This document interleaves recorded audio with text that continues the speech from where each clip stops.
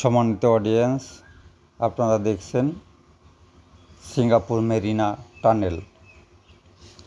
2013 সালে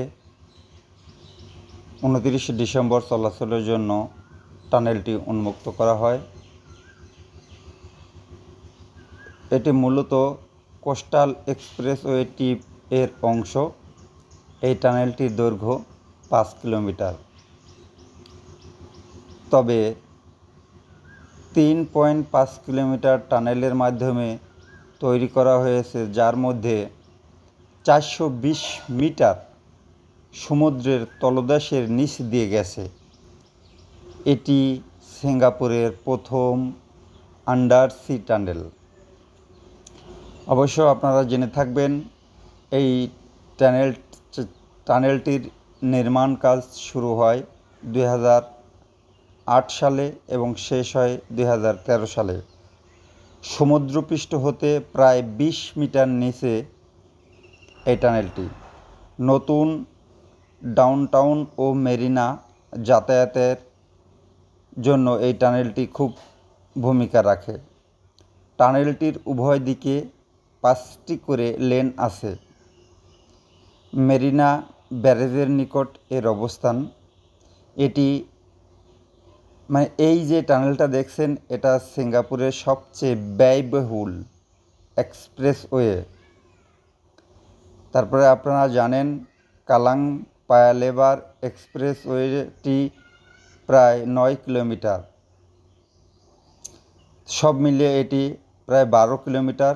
এটা দক্ষিণ পূর্ব এশিয়ার মধ্যে সবচেয়ে বড়।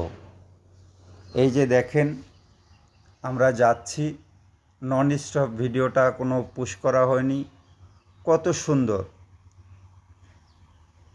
আসলে আল্লাহ পারে সব কিছুই করতে, এবং মানুষ কিছু কাজ করে রাখে। এখানে কোনো ধরনের কোনো কিছুর বিপদের আশঙ্কা নাই।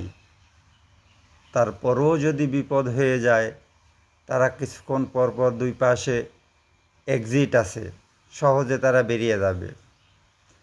এই যে টানেলটি আপনারা বলছি আপনাদের যে এটা 5 কিলোমিটার, কিন্তু এর সাইড দিয়ে প্রচুর শাখা আছে। এটা নন স্টপ। আপনারা দেখেন কত সুন্দর আলো আর রাস্তা, আর দুই সাইড তো টাইলস করা, উপরটা কত সুন্দর করে করা, আর লাইটগুলো দেখতে পাচ্ছেন। আসলে মানুষের অর্থবিত্ত থাকলে যেমনটি হয়, সিঙ্গাপুরটাও ঠিক তেমনই। এদের শাসক লুটপাট করে খায় না, এদের জনগণ অবিচার অন্যায় করে না। এই যে দেখাচ্ছি, আপনারা দেখেন, এরা লুটতরাজের দল না। এরা সুশৃঙ্খলভাবে চলাচল করে। এরা মানুষের সাথে সুন্দর করে মিষ্টি মুখে কথা বলে, এবং যতটুকু সম্ভব তাদেরকে সহযোগিতা করা তারা সহযোগিতা করে। 1965 সালের পর থেকে একটা দেশ কিভাবে এই রকম স্বর্ণ যুগে পৌঁছে যায়, আসলে এটা স্বর্ণযুগ, স্মার্ট যুগ। আসলে এগুলো কল্পনা করা যায় না, বলতে গেলে বেশি বাড়াবাড়ি হয়ে যায়। আসলে শাসক ভালো হতে হবে, তারপরে জনগণ ভালো হতে হবে। আমাদের মূল চিন্তা চেতনা আমাদের নষ্ট করে দিয়ে গেছে শাসক শ্রেণী। তাই শাসক শ্রেণীকেই